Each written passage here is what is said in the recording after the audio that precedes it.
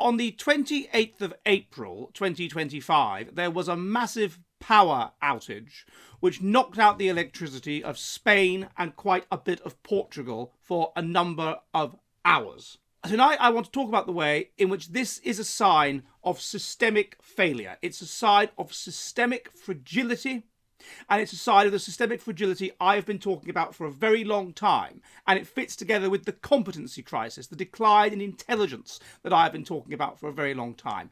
This is a dramatic sign of the future, of what is going to happen, of how intelligence is in decline and we will not be able to keep complex systems going. So what triggered this blackout? Well, basically, Spain grid operator experienced violent oscillations of 400 kilovolt power lines crossing the hot central plateau of Spain. Extreme temperature gradients led to very, very strong winds in the interior. The winds drove the conductors into a low-frequency gallop, into what engineers call an induced atmospheric vibration. This led to automatic delays opening up lines to prevent what's called flashover.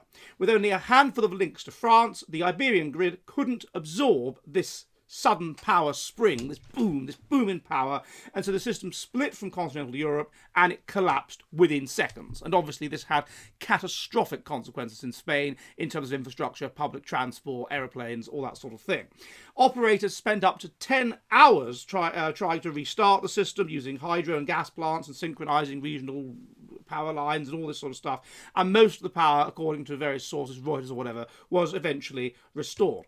Now, this is what is known as a textbook normal accident. As the researcher Charles Perrow has said, if you have tightly coupled, complex systems, they will inevitably suffer cascade failure. The Iberian blackout is a routine and extremely telling and interesting example of this, as is the Texas freeze, as is the 2003 Italian outage, or the Suez Canal blockage. If you have one small perturbation in an extremely complex and fragile system, then everything tumbles. And our entire system, our entire economy, our entire global system is based on extremely fragile systems where everything must go just right. And if it doesn't go just right, if there's the tiniest problem, then everything falls apart. And that is what we have seen with the power outage in Spain. Now, Palladium magazine reported recently that complex systems won't survive the competency crisis. Why? Why have we even got a competency crisis? Well, first of all, we have dysgenics. We know that. We've had dysgenics since probably about 1870. There is a weak negative association between fertility and intelligence. Intelligence is strongly genetic. The genes that are associated with intelligence are going down in the population. We are becoming less intelligent. So you have fewer and fewer intelligent people trying to manage an infrastructure which is becoming more and more complicated, more and more interconnected, and more fragile. Secondly, we have DEI and bureaucracy, which mean that the most intelligent people are not promoted. Instead, it's people promoted because of their identities and that sort of thing. So there's just less talent there doing the jobs. Thirdly, I think perhaps bureaucracy itself. Bureaucracy tends to create more bureaucracy, more hoops to jump through, and so this makes everything more complicated and problems more difficult to solve. And finally, of course, you just have credential inflation. I mean, as you get more and more people with degrees, it's easier to get those degrees, and so having an engineering degree is no longer necessarily a sign of being a good engineer in a way that it used to be. You have these things coming together, and you have a serious problem which erodes the pool of competent engineers who can watch the oscillographs or who can, head off the problem before collapse actually takes place. So what should we have seen this coming? The simple answer is yes. Yes, we absolutely should have seen this coming. We keep demanding greater and greater power, greater and greater interconnection, higher renewable penetration, all of this kind of stuff, while simultaneously lowering the average competence of the people in charge.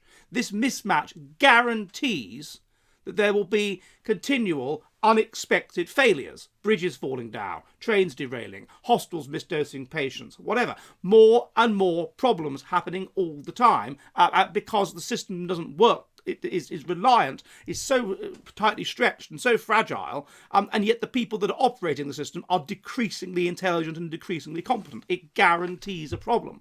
So what needs to change? First of all, we need to reinstate meritocracy. We need to strict meritocracy in the hiring of people like engineers, in all areas. Secondly, we need to build slack and redundancy into essential systems. It needs to be assumed the systems will fail. There needs to be backup. And that will be expensive, but that needs to be there in a society that is becoming less intelligent so that aeroplanes don't fall out of the sky.